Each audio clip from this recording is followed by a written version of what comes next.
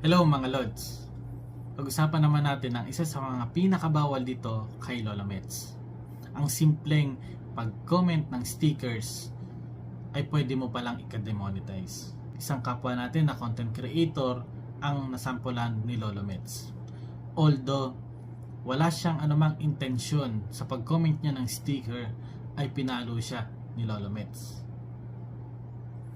Alam naman natin ngayon na sobrang napakasensitibo at ang daming pinagbabawal ni Lola Mets.